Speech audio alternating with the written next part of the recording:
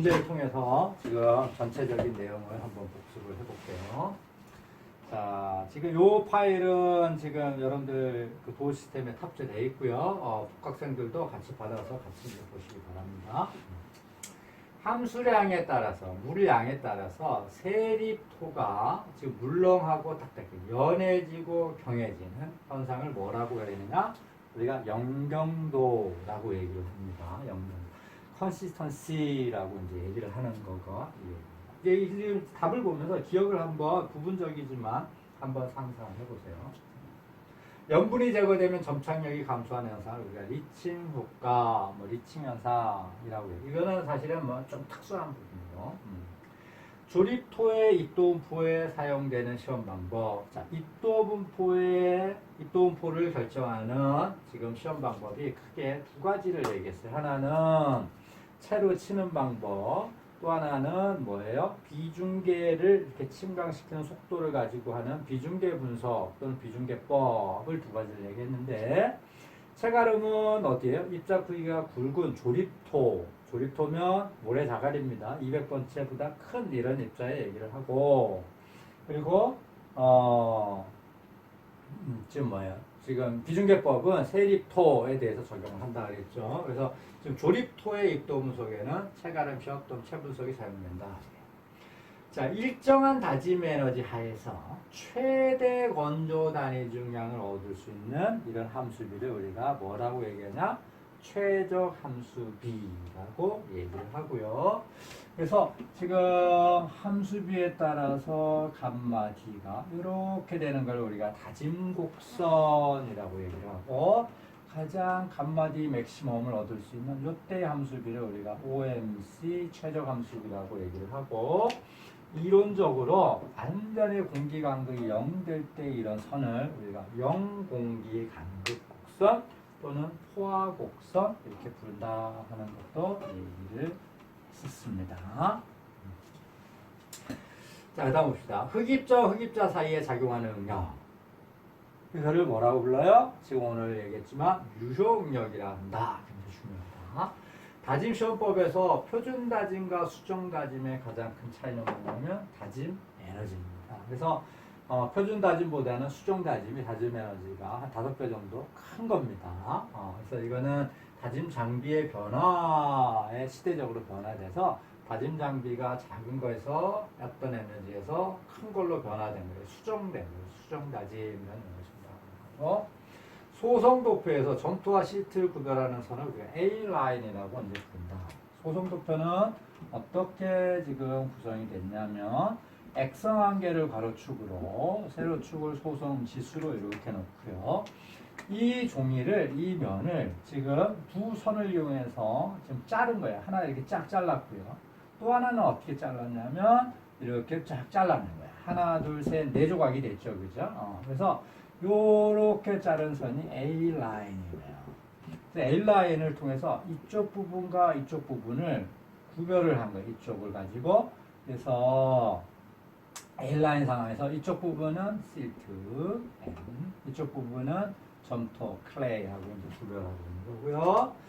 소성도표에서 이쪽 X한계의 물에 대한 영향 정도를 얼마나 받느냐에 따라서 구별하죠. 하이, 로를 지금 X한계 50%로 구별하죠. 이게 X한계 50%로 구별하는 거는 지금 통일분류법상에서의 어떤 개념이고요. 지금 에스토 개념을 본다면 지금 50%라기보다는 SW 개념상으로 보면 35%, 물론 다른 영향하고 이제 같이 섞여 있긴 한데 수치적으로는 약간 입장을 달리하는 측면도 있습니다. 자, 소성과 반고체 경계가 되는 함수비 소성 한계인데, 자, 이거 봅시다. 우리가 물의 함수량에 따라서 부피가 변화하는데 상태를 수반해서 변화하죠. 고체, 반고체, 소성, 플라스틱, 그 다음에 여기 액체 상태, 액성 상태, 액체는 아니고, 네, 각각의 경계가 되는 함수비를 적었죠. 액성의 소성 경계가 되는 액성 한계, 소성의 경계가 되는 소성 한계, 쫙 부피가 줄어들까 더 이상 안 줄어요. 수축 한계. 이거 요 사이의 범위를 나타내는 게 우리가 소성 지수, 플라스틱 인덱스다 하는 얘기를 했고요. 이게 전체적으로 뭐라 그랬냐면, 애터버그가 지금 얘기한 애터버그 한계 뭐 이런 것들하고 얘기를 했습니다. 자, PI가 0인, 자, 요 PI가 이놈이 안 잡히는 거예요. 이런 걸 뭐라고 얘기하냐? 우리가 비소성, 플라스틱이 없다. 이게. 이 플라스틱이 없으니까 이렇게 0이 돼버린 거야. 안 잡히는 거야. 찍 짜부들었다. 이런 얘기예요. 그래서 얘를 비소성 넌 플라스틱이라고 얘기를 합니다. 이런 얘기도 했었습니다. 자, 침투에 의해서 발생하는 간극수압의 변화량, 침투압 좀 전에 얘기했고요. 자, 유선망에서 등 수두선은 무엇이 동일한 위치예요? 에너지가 동일한 위치. 그런데 이렇게 써도 되고, 에너지가 동일한 위치 이렇게 써도 되고, 베르니는 그 에너지를 뭘로 표현해서 수두로 표현했고, 전체 에너지는 위치 수두, 압력 수두, 속도 수두 중에 우리 속도 수두 안 쓰고요. 그래서 그 합쳐서 뭐라고 얘기하냐면 총 수두죠. 이게 전체 에너지예요. 그래서 총 수두가 일정한 것을 연결하는 선을 우리가 등 수두선이라고 얘기를 한다. 자, 그 다음에 봅시다. 점성이 없는 집안에서 상향의 침투에서 흡입자가 끓는 것처럼 좀 전에 많이 얘기했죠. 보일링 현상이라고 얘기하고요. 침투에서 흡입자가 유실되어 관과 같이 물이 흐르는 통로가 발생하는 것을 우리가 파이핑이라고 얘기합니다. 지금 뭐 4대강 하면서도 이런 논란이 굉장히 많죠. 자, 이 어쨌든 간에 이런 거예요. 파이핑이라고 하면 뭐냐면 여기에 지금 물인데 침투가 됩니다. 이 사이로 뭐 들어오면 좋은데 이게 침투가 이렇게 제체면 사이로 들어오면 여기 있는 입자가 끌려 나갈 수 있죠. 그러면 이렇게 나가고 나가다 보면 또 나가고 또 나가고 또 나가고 하다 보면 어떻게 구멍이 뚫리겠죠. 이런 물이 흐르는 통로처럼 이런 것들 파이핑이라고 부르죠. 제체 안에서 생길 수도 있고요. 구조물이 있는 상황에서도 이렇게 생길 수 있습니다. 자, 이렇게 지금 물이 있어요. 흘러갑니다. 쭉 흘러서 물이 가는데 콘크리트 어떤 블럭이고요. 쭉 흘러가면서 여기 있는 흡입자를 끌고 가요. 끌고 가요. 끌고 가요. 자, 그러면 이렇게 생겨서 구멍이 생겼죠. 이런 것도 우리가 파이핑이라고 얘기를 할 수 있죠.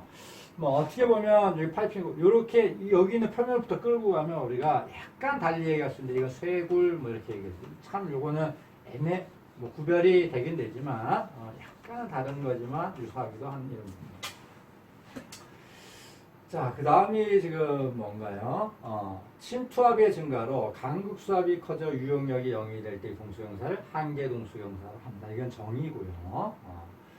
자, 단위 최적당 침투력. 침투가 얼마나 생기냐는 지금 우리가 J 이렇게 쓰는데 I 값만 따로 이거는 뭐냐 수식 자체가 동수경사인데 답은.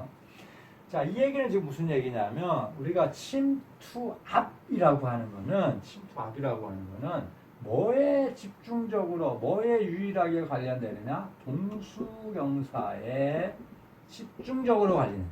침투압이라고 하는 거. 그래서 지금 보일링 검프에서도 어떻게 해요? 한계 동수경사, 평균 동사의 비로 지금 보일링 검프가 있는 거고요. 그래서 지금 침투력이 뭐에 의존하느냐? 동수경사에 집중적으로 우리가 의존한다. 이것들을 여러분들 기억을 해주십사 하는 이런 문제인 거고요. 자, 등방지반의 등가투숙에서는 다음처럼 이거는 외워쓰시면 되는 문제였고 압력수도 없이 위치수도만 존재하는 가장 위쪽의 유선 침유전. 요거는 약간 유선 중에 물이 흘러가는 것 중에 약간 특이한 지금 상황을 얘기하고 있는데요. 물이 맨 위쪽에서 이렇게 흘러가는 요선이에요. 밑에 여기 있는 물도 이렇게 흐르겠죠. 자, 여기 있는 물이 이렇게 흘러가는데 이쪽 부분은 어떻게 되냐면 총 수두가 어떻게 돼요? 어떤 여기 기준면이라고 합시다. 기준면에 대해서 여기는 압력이 없는 거예요. 압력 수두가 없어. 요 위치에서의 지금 위치 수두가 총 수두랑 같은 거예요. 이 선, 가장 바깥에 있는 이 선을 우리가 치문선하고 부르고요. 이 치문선이 결정이 되면 등수두선이 굉장히 이게 위치에 따라서 등간격이니까 이 등간격 이렇게 지금 등수두선이 그려진다. 뭐 이런 얘기예요. 그래서 이런 것들 이용해서 이 댐 제체에서 유선망을 그리는 이런 테크닉의 기본적인 어떤 특성을 삼기도 합니다. 자, 볼까요? 포화된 흙에서 물이 차지하고 있는 간극이 줄어서 조밀한 상태로 되는 걸 우리 암밀이라고 얘기를 하는데, 지금 이제 침투와 CPG와 암밀을 좀 구별하자. 지금 아까 지금 우리 침투에 대해서 얘기하면서 어떻게 했어요? 물이 가만히 있는 상태에서 흘러가는 건 침투, 쥐어짜서 물이 쥐어짜서 나오는 거는 우리가 암밀이라고 얘기를 했고요. 그런 것들을 암밀이라고 얘기합니다. 다스의 법칙, V는 KR. 애시톡 분류법에서 무슨 적합성을 등급화해서 나타내는 것입니까? 노상토에 지금 이거를 등급화했죠. 그래서 SW 같은 경우는 어떻게 해요? 군지수라는 거를 썼고요. 그죠? 이것까지도 여러분들 알아두시면 좋고, 군지수라는 게 지금 이 점수를 매기는 거예요. 이게 근데 미국 애들 좀 특이한 게 점수가 군지수가 좋을수록 노상토로서는 안 좋은 겁니다. 그래서 200번째 통과량 X한계 소동지수를 가지고 군지수의 점수를, 군지수를 이제 평가할 수 있고요. 그 다음에 노상토로서 등급화했어요. 1등부터 7등까지. A-1, 그러니까 A시토 1번, A시토 2번, A-3, A-4, 거의 다 세부적으로 했죠. A-1-A, A-1-B처럼 세부적인 등급도 있고, 1등부터 7등까지, 4위까지 등급화해서 지금 흙을 분류하고 있는 게 A시토 분류가 되겠습니다. 네, 다음은 지금 다음 그림에서 합당하게 있는 거를 빈칸 채우기를 하는 거예요. 그래서 제가 여러분들 온라인 강의를 통해서도 이 그림을 제가 몇 번을 수차 1학기 때 수차를 그렸고, 지금 뭐 했던 부분이에요. 그래서 이제 전체적으로 이거를 설명을 하면서 봅시다. 자, 흙이라고 하는 거는 흙입자, 물, 그 다음에 뭘로 이루어져 있어요? 공기로 이루어져 있다. 이런 얘기고요. 그죠? 공기로 이루어져 있다는 얘기고, 이게 해상도가 약간 떨어지네. 자, 흙에다가 힘을 가하게 되면 중요하게 평가되는 게 두 개가 있어요. 하나는 강도, 어디까지 버티냐 하는 거고요. 여기에 변형, 치마가 어떻게 되느냐 하는 거를 얘기하는 게. 지금 이제 강도와 변형을 어떻게 우리가 힘을 가했을 때 한 게 2학기 때 주요 주제고요. 지금 첫 번째 이 변형, 암밀에 대한 주제를 이제 우리 3주차부터 바로 이제 시작을 해서 쭉 나가는 부분. 자, 이런 특성에 영향을 미치는 게 뭐가 있느냐 하면 구성 재료, 각각의 구성 재료의 특징이 있어요. 흙입자, 물, 공기가 어떤 거냐? 물은 그 물이 그 물입니다. 공기도 그 공기가 그 공기입니다. 하고 얘기를 했어요. 그죠? 그리고 물은 비압축성 유체입니다. 가능했고요. 공기의 무게는 공기의 무게입니다. 공기를 무시하는 게 아니에요. 공기의 무게는 무시한다. 자, 흙입자는 대단히 중요한데, 흙입자를 어떻게 지금 이 차이를 두냐면, 흙입자는, 자, 크게 보면, 어떻게, 입자 크기에 따라서 자갈모래, 그 다음에 실트점토, 그래서 조립토, 세립토가 중요하고요. 자, 이 조립토 쪽에서는, 이 조립토 쪽이에요. 입자 크기가 굵은 흙입니다. 첫 번째 중요한 게 뭐냐면, 입도 분포 모양이 굉장히 중요하다 하는 거고, 이 입도분포 모양에 따라서 뭐와 P로 나눕니다. 웰 그레이드와 푸어 그레이드로 나눈다. 양호입도와 양입도와 빈입도로 우리가 나눈다. 답도 써가면서 할까요? 여기 공기죠, 그죠? 여기는 강도가 되는 거고요, 그죠? 자, 흙의 세립토예요. 흙의 영경 특성에서는 상대적으로 입자 크기의 분포보다는 물에 대한 영향이 굉장히 중요한데, 물에 대한 영향, 이게 흙의 영경 특성이고, 그 중에 딱 중요하게 찍으라면 액상환경화, 또 하나는 뭐냐면 소성지수예요. 물론 여기에 굉장히 많은 게 있어요. 그래서 이거는 내 수업을 들은 사람은 이렇게 써야 돼요. 그러니까 지금 이렇게 이 외부적으로 시험 문제가 나간다면 논란할 수도 있죠. 흙의 영경 특성의 종류가 얼마나 많아요. 액성환계, 소성환계, 수축환계, 영경지수, 액성지수, 여러 가지 것들이 쫙 활성도. 자, 그 중에 두 개만 딱 찍으라 그런다면 액상환계 하나, 소성지수 하나. 이게 굉장히 핵심적인 거다. 이런 얘기예요. 자, 구성비에 가서요. 구성비는 지금 느슨하냐, 조밀하냐를 평가를 하기 위한 이런 건데, 자, 부피와 무게를 왔다 갔다 하기 위해서 부피 쪽에서 강비를 썼으면 무게 쪽에서는 감마 D로 우리가 얘를 평가를 하고 있다. 이런 얘기고. 자, 단위 중량의 종류는 어떤 게 있느냐? 포화 단위 중량, 수분 단위 중량, 연은 또는 총 단위 중량 같은 얘기입니다. 그 다음에 여기는 뭐가 있어요? 가장 이 건조한 상태, 물이 없는 상태의 단위 중량 감마 D 건조 단위 중량. 그래서 요 건조 단위 중량이 가지는 의미는 뭐냐? 느슨하냐 조밀하냐를 평가하는 이런 의미를 갖는다. 이거고요. 그 다음에 여기에 이제 뭐 포화 단위 중량과 총 단위 중량, 건조 단위 중량의 사이의 관계에 대해서 이제 쭉 얘기를 했죠. 자, 물이 얼마만큼 있느냐 하는 걸 부피 쪽에서는 포화도로 평가를 했고요. 그 다음에 무게 쪽에서는 우리가 함수 B로 가지고 얘를 물의 양을 평가를 하고 있다 이런 얘기입니다. 그래서 여기 답을 보시면 옆에 이렇게 답이 나와 있습니다. 자, 그러면 그 다음 문제를 이제 보도록 합시다. 이제 이 서술형 문제는 이렇게 되는데, 지금 내가 이제 이 서술형 문제를 조금 자세히 한 건 뭐냐면, 답을 이겁니다 하면 굉장히 간단하죠. 여러분들 뭐, 이게 퀴즈 형태로 시험을 보게 되면, 이거 외워서 쓰면 되는 거 간단한데, 이렇게 설명을 한 거는 다시 한번 시험 문제를 통해서 기억을 1학기 때 기억을 상기해보자 이런 측면이 굉장히 강한 겁니다. 그 다음에 이제 조금 서술을 합니다. 이쪽으로 좀 키워놓고 볼까요? 현장 밀도 측정 기법은 크게 세 가지가 있어요. 네 가지 정도를 한번 생각해 보겠습니다. 하나는 뭐냐면 모래 체험법, 통상적으로 들밀도 시험법이라고 부르는 거. 이거는 여러분들 조금 자세하게 여러분들 알아두실 필요도 있는 겁니다. 들밀도 시험은. 자, 그 다음에 어떻게 되냐면 방막관법 또는 뭐 얇은 관을 쓴다는 얘기예요. 아니면 얘를 뭐 샘플러를 갖고 쓴다 그래서 뭐 공시체 절단법 뭐 이런 거 이상하게 붙여놨는데 뭐 그렇게 부르니까 좀 얇은 관에다가 치료 채취. 아니면 고무막을 지금 이렇게 하는 방법이고, 아니면 방사능 동용어를 쓰는 RF법 뭐 이런 게 있죠. 세부적인 거는 여러분들 지금은 들밀도 시험, 그러니까 이 모래 체험법 정도는 한번 상기해 두시고, 나머지 부분들은 나중에 지금 이제 이게 토질 역학을 공부하는데 기억을 꼭히 자세히 상기를 안 하셔도 돼요. 그래서 나중에 여러분들 기상시험 볼 때 이런 것들을 조금 봐주시면 되겠습니다. 이거 화면에 나오는 게 좋겠네. 이렇게 가져갑시다. 자, 통일분류법에서 SWSM으로 분류된 흙의 기본 속성은 뭐냐? 옆에 이렇게 놓은 건 뭐냐면 이게 2점짜리 문제인데 제가 채점을 할 때 어떻게 했냐면 S에 대해서 설명을 안 하거나 W나 M에 대해 설명을 안 하면 각각 1점씩 감점했고요. 2개 이상 틀리면 2점 감점이니까 빵점이다라는 얘기예요. 그런 식으로 채점을 했다.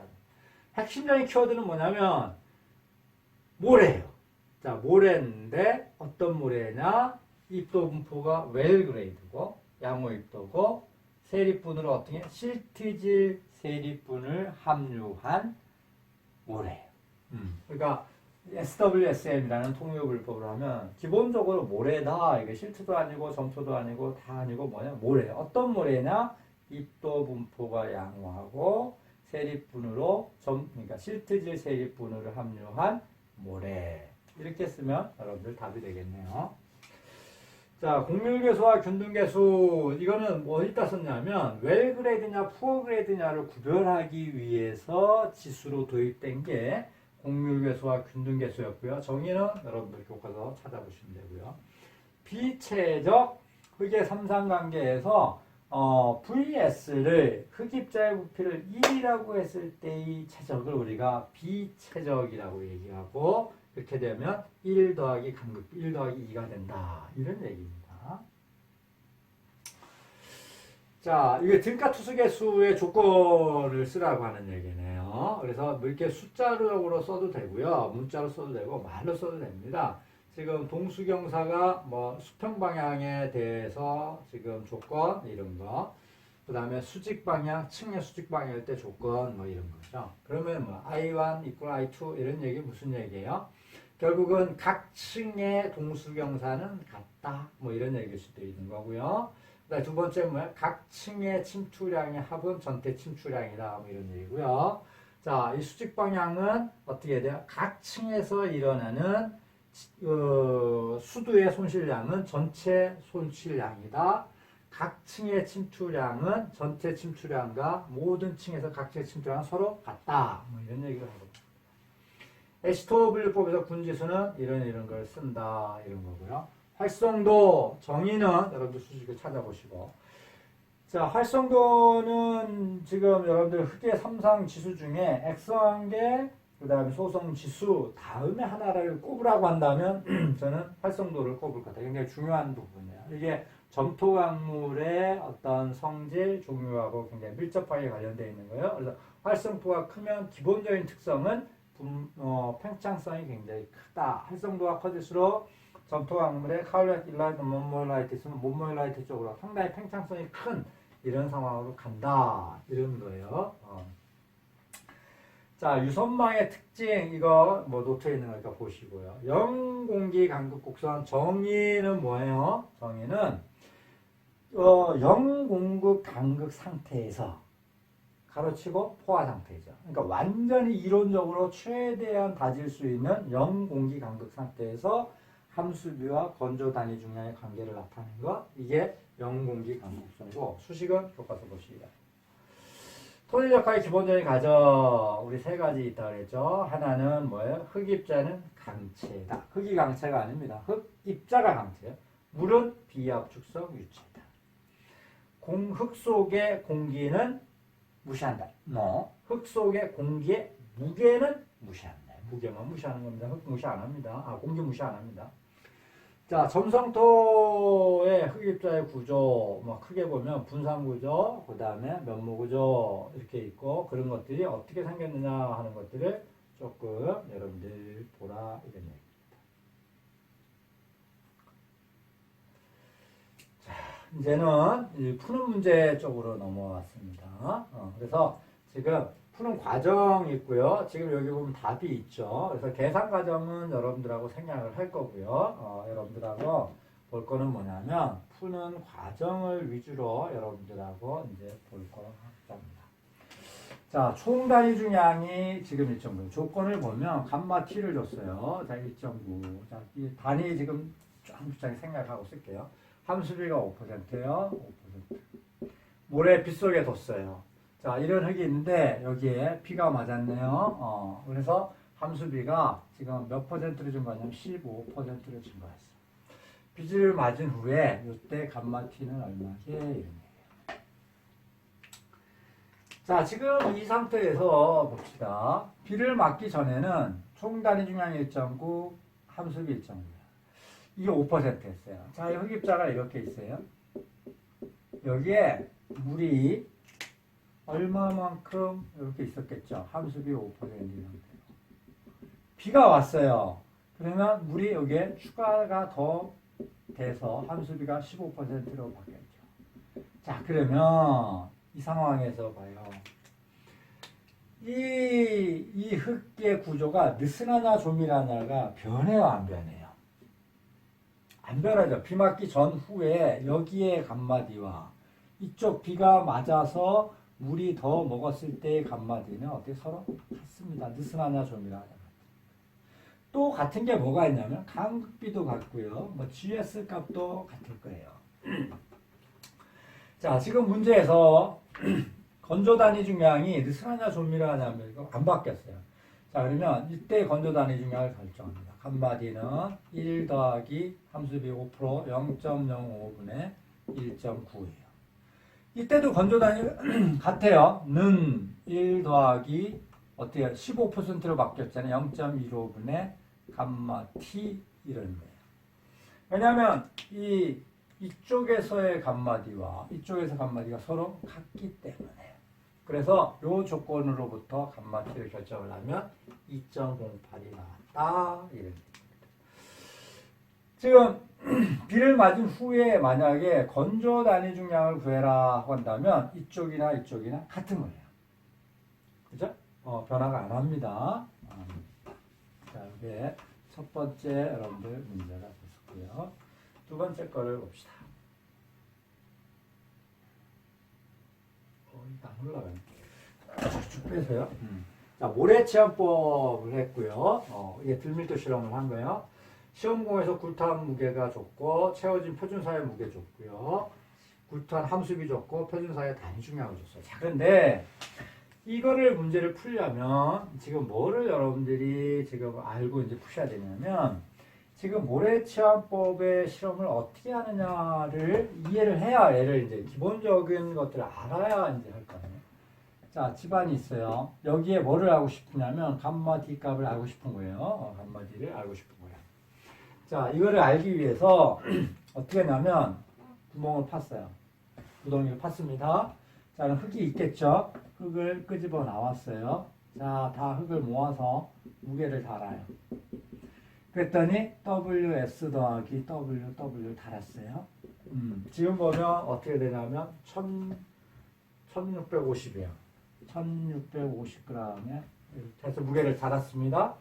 이거를 함수비를 측정을 했어요. 함수비 했더니 얼마였냐면 14%였어요.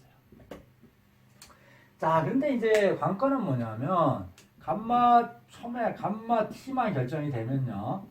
감마 D가 바로 이제 결정이 돼. 어떻게? 감마 D는 1 더하기 함수 2분의 감마 T 이런 수식에 의해서 감마 D를 건조단위를 결정할 수 있는데 자, 감마 T를 결정을 하려고 하면 어떻게 돼요? 감마 T는 부피분의 WS 더하기 WW입니다.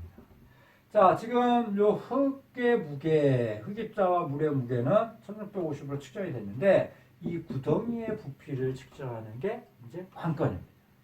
이 구덩이의 부피를 측정하기 위해서 뭐 고음막법이 있고 모래치환법이 있는데 자, 모래치환법은 뭐냐면 자, 요런 깔때기예요. 모래를 여기에 모래가 차 있는 거예요. 그래서 여기 밸브를 딱 열면 모래가 떨어져서 여기 모래로 채워요.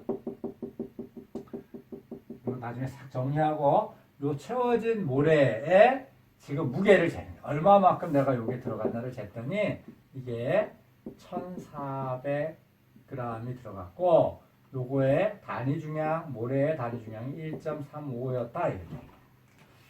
자, 그러면 지금 여기 모래입니다.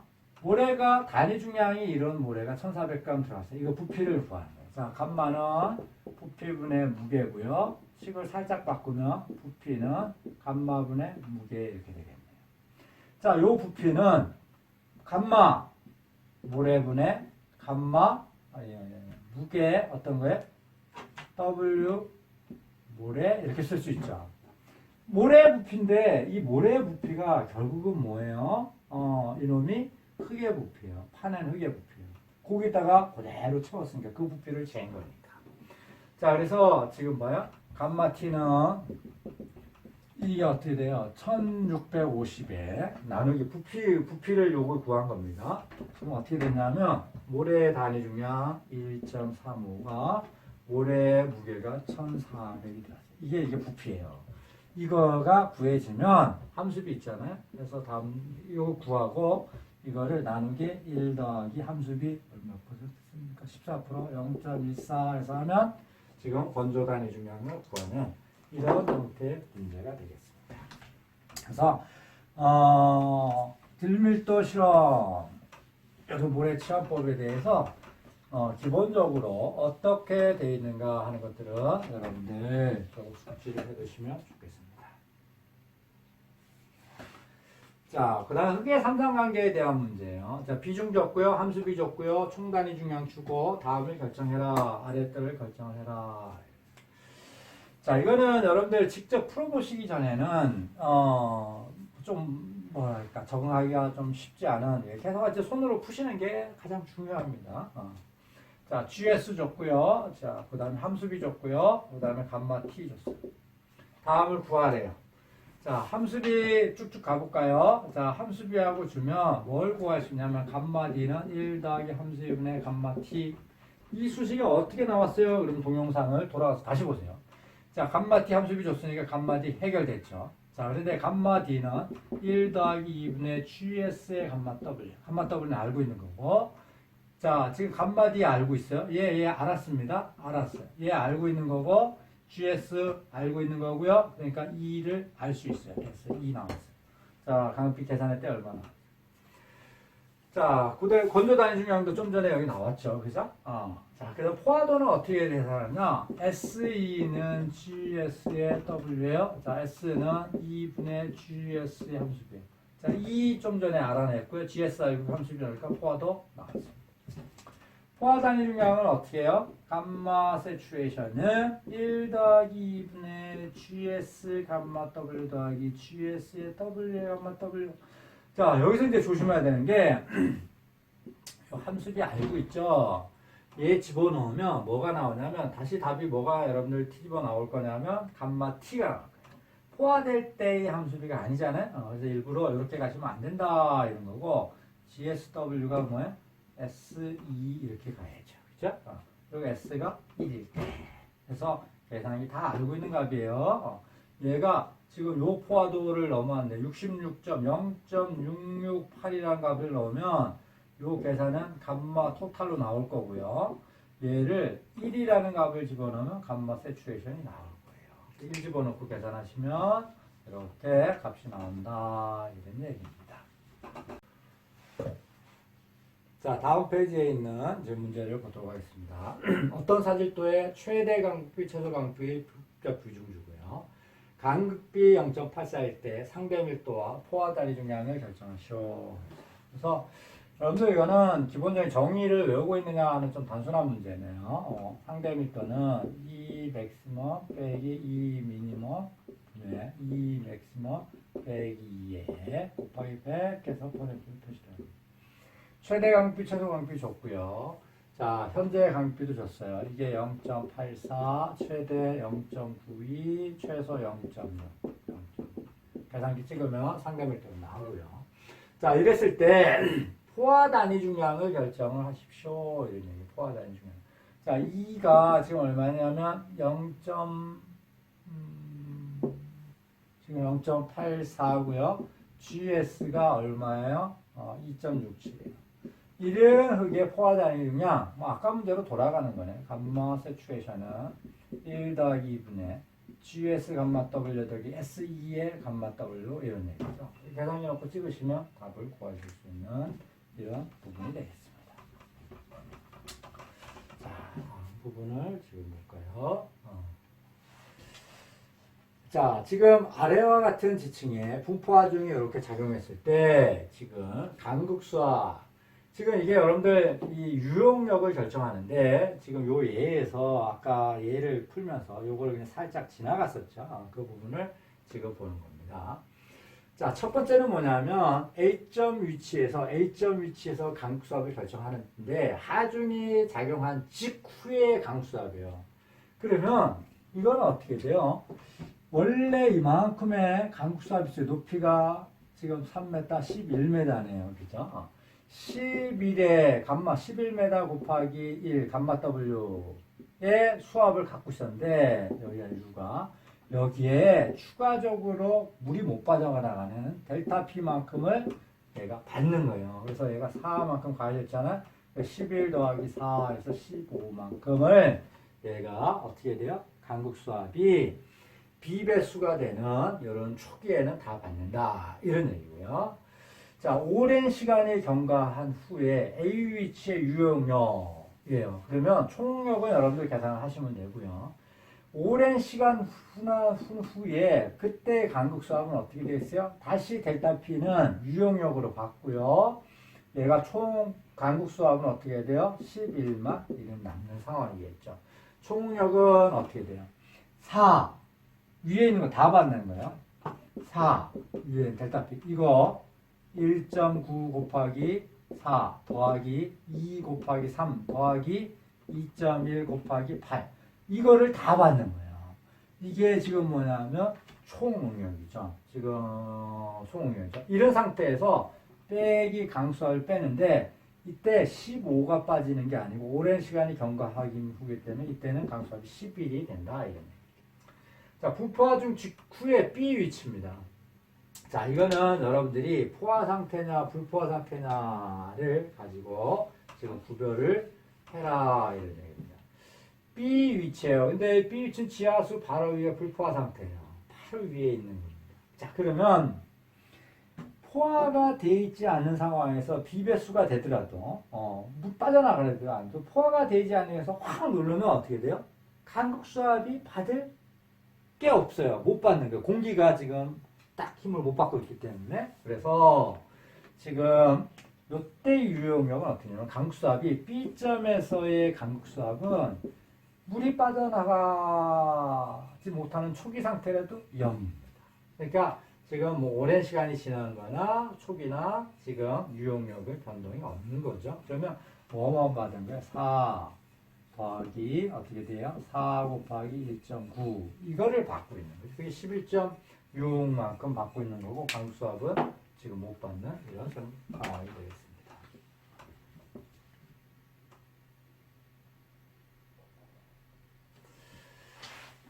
자, 여기 있는 문제는 뭐냐면 집안 내 응력을 결정하는 이런 문제입니다. 그래서 지금 2대1 근사법에 의한 문제, 그리고 이제 부시네스크를 이용한 문제를 가지고 뭐를 구해라 그랬냐면 지금 추가적으로 발생하는 응력을 구해라. 델타 시그마 V를 결정해라.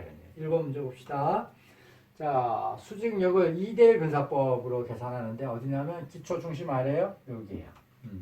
2번 문제 보면 B점이야. 요 점이에요. 자, 요게 1m고 요게 2m예요. 그러면 이쪽에 1m, 2m 있고요. 그러면 B가 이쪽 어떻게 해요? A가 요 2m에 A, B 위치는 여기네요. 여기가 2m 이렇게 상세하게 줬네요. 이쪽이 어떻게 됩니까? 자, 지금 보면 이쪽이 2m니까 얘가 1m고요. 추가적으로 얘도 1m 이렇게 있는 거네요. 여기 합쳐서 2m니까 자, 얘가 1m 있고요. 2대1로 이렇게 내려와요. 그러면 이렇게 내려오고요. 이 안에서 이런 응력 분포를 하는 게 2대1 근사법이죠. 그러면 자, 요 A점에서 2대1 근사법은 능력은 요 점을 구하는 거고요. B점에서는 어떻게 돼요? 요 범위를 2대1 범위 밖에 갔으니까 0 이렇게 떨어질 거고요. 요 때는 어떻게 돼요? B 더하기 Z, L 더하기 Z분의 Q에서 이제 문제를 푸시면 되는 이제 상황이고요. 자, 부시네스크 방법을 한다면 어떻게 했냐면 요게 모서리 끝이 아니잖아요. 그럼 4조각으로 잘라야죠. 하나, 둘, 셋, 4개인데 같죠. 그러면 하나 0.5짜리, 1짜리가 4개 있는 거예요. 4개에 지금 i가 몇 개예요? 0.5고 깊이가 1m죠. 그러면 mn이 얼마입니까? 0.51짜리 이거네요. 0.123, 그러니까 0.5mn이 1일 때 그러니까 여기 값에서는 0.123에 4개에 작용하는 능력이 얼마예요? 면적 1 곱하기 2m 분의 100톤이 떨어졌네요. 그러면 대략적으로 24 되나? 뭐 이 정도 된다 이런 얘기. 그러니까 지금 얼마? 계산하면 아이고 계산기로 4개짜리가 0.123이 있고 곱하기 52 작용하면 24.6 오케이 이렇게 지금 나왔다 이런 얘기입니다. 다음 문제로 지나갑니다. 자, 여기에 이제 등가 투수계수를 이제 결정하는데 세부적으로 등가 투수계수에 지금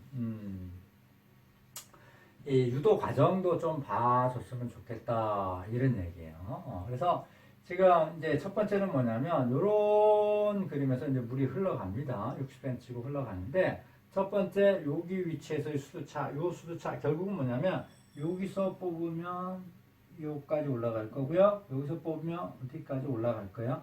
여기서 뽑으면 또 어디까지 올라갈 거고요. 여기서 뽑으면 여기까지 올라가겠죠. 그래서 첫 번째 층을 지나면 수두차 델타 H와 두 번째 층을 지나면서 수두차 너무 근접하게 그랬네. 델타 H2 요거 델타 H2 요거 델타 H3 세 번째 층을 통하면서 수두차 요 세 번째 층의 수두차를 구하라 이런 얘기가 첫 번째 문제고 그 다음에 단위 시간당 침투율량을 결정하세요 이런 얘기. 자, 흐름에 이렇게 지나갑니다. 그러면 여기 있는 Q1, Q2, Q3는 어떻게 해요? 같죠? 그러면 A1, V1는 A2, V2는 A3, V3 이런 조건이 성립하고요. 그죠? 그러면 A1, V1은 어떻게 돼요? K1, I1 L1분의 델타 H1 L1분의 델타 H1은 A2, L, K2 L2분의 델타 H2는 A3, K3, L3분의 델타 H3 이 조건이 일단 성립합니다. 하나씩. 자, 두 번째 조건은 뭐냐면 델타 H1 더하기 델타 H2 더하기 델타 H3 수도 손실한 건 다 합하면 이거 60cm예요. 이 두 조건을 갖고 풀면 여기 델타 H3가 15cm 나왔다. 이런 얘기입니다. 15cm 나왔으면 이게 Q잖아요. 그죠? 여기에 뭐 요거 여러분들 구해버리면 요거나 이거나 얘 구해버리면 이렇게 나온다. 이런 얘기를 하고 있는 겁니다.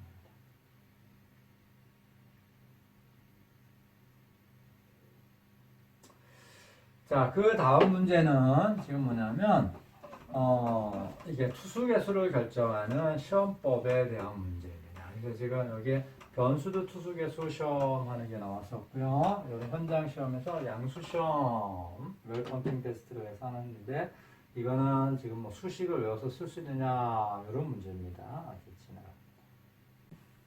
자, 마지막 문제네요. 그래서 지금 침투에서 유선망의 성질을 이해하는 종합적인 어떤 문제가 되겠습니다. 자, 지금 이런 유선망에 대한 문제를 풀 수 있다 하는 거는 뭐냐면 지금 유선망에 대해서 거의 개념적으로 여러분들 다 이해를 했다 이런 거랑 똑같은 거예요. 그래서 지금 문제를 통해서 지금 여러분들이 이해 정도를 높이는 게 어떻게 보면 유선망을 뭐 글로 써진 거를 이해하는 것보다 문제 풀어서 여러분들 풀려지면 여러분들 이해하신 거예요. 자, 밑에 이런 지방 구조물을 이제 유선망에 그려진 걸 줬고요. 다음처럼 여러 가지를 결정을 하려고 합니다. 그래서 이거를 이제 유선망을 가지고 얘기를 여러 가지를 하려고 합니다. 자, 지금 이제 유선망이 그려졌어요. 자, 그럼 보면 어떤 건가 하는 거고요. 이렇게 그려진 게 뭐냐면 등수두선이고요. 그죠? 이렇게 그려진 게 뭐냐면 유선이에요. 그죠? 그리고 유선 사이에 이렇게 돼 있는 요렇게 돼 있는 요런 것들 우리가 이게 뭐냐면 유로라고 해요. 채널. 자, 그러면 우리가 이제 기본적으로 세야 돼요. ND와 NF를 세야 돼요. ND는 뭐냐면 에너지가 얼마만큼 지금 떨어졌습니까? 몇 회에 걸쳐서 떨어졌습니까? 자, 이것도 등수선이고 이것도 등수선인데 여기는 에너지를 떨어진 게 아니고 그냥 이렇게 온 거예요. 자, 에너지가 떨어진 걸 이제 봅니다. 자, 이제 볼게요. 0, 1, 2, 3, 4, 5, 6, 7, 8, 9, 10, 11, 12, 13. 13번에 걸쳐서 떨어졌습니다. 자, 물이 흘러가는 유로는 몇 개입니까? 하나, 둘, 셋, 넷, 다섯, 여섯, 얼마. 지금 이거를 내가 조건을 줬나요? 최하율은 0.5로 고려한다. 이렇게 했네요. 예, 논란의 여지를 없애려고 숫자를 줍니다. 엄마야, 이 숫자를 잘 써놨는데.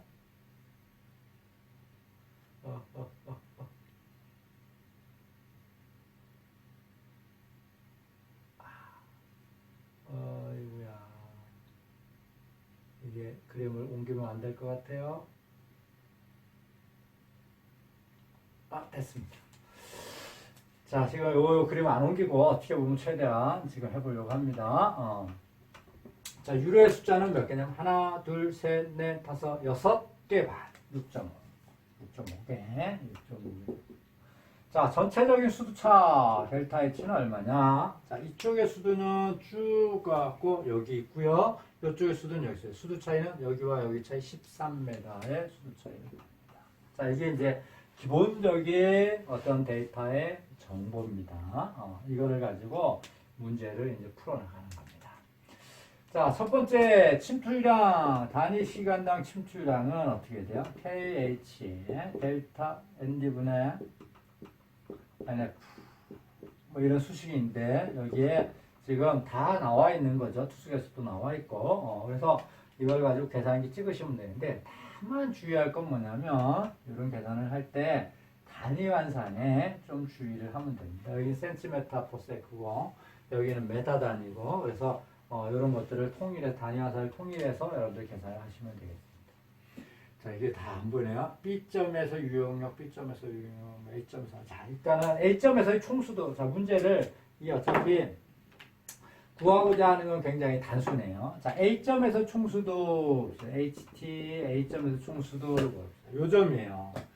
자, 그러면, 야, 여기가 이제 기준면을 여기서 잡았죠. 그러면 이쪽이야. 13, 18, 이게 몇 메다입니까? 여기가 13. 계산기를 찍어야 돼. 13, 21, 34m인가요? 21. 참, 저도, 이제 막 더하기에 문제가 생기네. 3 더하기 10 더하기 8 더하기 13는 34m. 오케이. 자, 그러면 여기는 얼마냐면 21m. 맞나요? 21m. 위치. 요 선이, 여기 34m 선에 있습니다. 자, 그러면 이제 수두가 에너지가 이제 떨어집니다. 몇 번 만에 떨어지냐면 13번이 떨어져요. 자, 여기 봅시다. 여기에 떨어져서 여기가 34 위치예요. 34 위치에서 여기다 이렇게 34 위치에서 하나 13번에 떨어져요. 둘, 셋, 넷, 다섯, 여섯, 일곱. 하나, 둘, 셋, 넷, 다섯, 여섯, 일곱, 여덟, 아홉, 열, 열하나, 열둘. 여기는 못 맞췄네. 자, 여기에 가운데를 이렇게 생략을 하고요. 쭉 해서 여기 떨어져서 떨어져서 여기까지 온 거예요. 몇 번에 걸쳐서? 13번에 걸쳐서 지금 떨어진 거예요. 여기는 수두가 34고요. 여기는 수두가 21일 위치예요. A점 몇 번 떨어졌습니까? 한 번, 둘, 셋, 넷, 다섯, 여섯, 10번 떨어졌단 말이에요. 여기가 34고 여기 10번 떨어진 위치예요. 그러면 한 번 요 떨어질 때 얼마만큼 떨어진 거예요? 지금 34 빼기 21 나누기 13번이 떨어진 거죠. 13칸 걸쳐서 떨어졌으니까 34에서 21로 떨어지기를. 그런데 몇 번 떨어졌어요? 10번 떨어졌어요. 그러면 34에서 떨어집니다. 34 빼기 한 칸에 얼마? 13분의 34 빼기 21만큼 떨어져요. 그게 몇 번? 10번. 그러면 어떻게 돼요? 값이 나오겠죠. 자, 이게 지금 뭐냐면 A점의 총수도예요. 그럼 A점의 압력수도는 얼마냐? 이거예요. 압력수도는. 요 점에서. 자, 그러면 뭘 구해야 되냐면 압력수도를 구하면 요는 총수도에서 위치수도를 빼는 거예요. 총수도는 여기 계산이 됐고요. 얼마인지 보죠. 빼기 위치수도는 얼마예요? 여기서부터 여기까지 높이 13m네. 13m를 빼면 압력수도가 결정이 되고요. 압력수도가 결정이 되면 뭐가 결정돼요? 간극수압은 바로 감마 WHP 해서 여기 나온 값을 가지고 결정을 바로 하실 수가 있고요. 여기에 강수압이 결정이 되면 뭐가 결정되냐면 유형력도 결정할 수 있어요. 자, 시그마 프람 A점에서는 시그마 토탈 A점에서 빼기 강국수압 A점에서란 말이에요.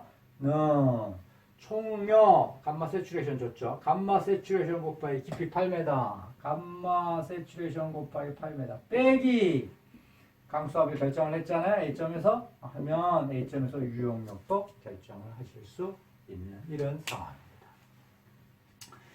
자, A점과 C점의 총수도 차이는 얼마냐면 얘는 10번 떨어졌고요. 얘는 11번 떨어졌잖아요. 지금 이런 문제도 있습니다. 자, 이 점과 이 점의 총수도 차이는 얼마입니까? 0. 왜? 동일한 등수도선에 있으니까. 자, 지금 이렇게 문제를 이렇게 낼 수도 있는 거예요. 자, 이 점과 이 점에서 뭐 어쨌든 여기 말고 한 이 정도 점에서 피에조메타를 설치를 해서 뽑았어요. 얘가 여기까지 올라갔다. 여기까지 올라갔다. 그래서 이쪽에서 높이가 뭐 1m 위치에 왔다. 그럼 얘가 쭉 올라와서 어딘가 있을 텐데 요 높이는 얼마인가? 라고 문제를 낸다면 어떻게 했습니까? 같다. 여기 높이는 1m 같다. 왜? 여기는 등 수두선이잖아요. 그죠? 그러면 이쪽에서 기준면에서 본다면 여기까지가 어떻게 돼요? 위치수도 여기까지가 올라가는 게 압력수도고 둘 더한 게 지금 쭉 더한 게 뭐냐면 총수도예요. 여기나 어떻게 돼요? 등 수두선상에 있으니까 총 수두는 같다. 피해조메타 상승 높이는 같다. 이렇게 지금 문제를 푸실 수가 있는 이 상황이 되겠습니다. 이거 지우고요. 자, 그리고 이제 또 다른 여러 가지 것들도 이제 물어볼 수 있을 텐데요. 지금 이 A점이든 C점이든 또는 여기 B점이든 뭐 상대적인 수두차로 물어볼 수도 있고요. 그 다음에 뭐 그 점에서 유용력을, 침투압을 물어봤네요. 자, 지금 침투압, C점에서의 침투압, 델타 U는 얼마냐? 자, 봐요. C점에서 물이 안 흘러간다면 어디까지 올라가겠어요? 여기까지 올라가겠죠. 물이 흘러간다면 어디까지 올라가겠어요? 뭐 여기 어디까지 올라가겠죠. 그러면 요 차이가 지금 뭐냐면 델타 U 압력 차이에서, 그러니까 침투에 의해서 생기는 지금 우리가 강국수압의 변화 양이다. 얘가 지금 뭐냐면 침투압에 의한 델타 HP 압력 수도의 변화 양이에요. 그러면 어디까지 올라갈 건가 한번 생각해봐요. 아까 여기에 34하고 여기 21이었잖아요. 그죠? 근데 얘가 11번째 있어요. 그러면 H 토탈은 34 빼기, 아까 13번 떨어졌죠. 13번에 34 빼기 21. 몇 번 떨어져요? 아까 여기 C는 11번 떨어졌잖아요. 그럼 HT가 얼마 계산될 거예요? 그래서 HT가 이만큼 HT고요. 정지 상태는 어디까지 가요? 약간 21까지. 요 차이 나오겠죠? 그러면 그놈이 뭐냐면 지금 요 C점에서의 침투압이 되는 거예요. 바로 델타 HP 요 차이에다가 감마 W 곱하면 바로 델타 U. 이게 지금 침투압이 우리가 결정할 수 있는 이런 상황이고요. 그 다음에 뭐 한계동수경사는 변화가 있는 게 아니죠. 감마 W, 감마 프람 이렇게 있는 거고요. 보잉인에서 검토하라 그러면 요 2분의 D점에서 이렇게 검토하시면 돼요. 자, 문제 중에 안 한 게 있나 볼까요?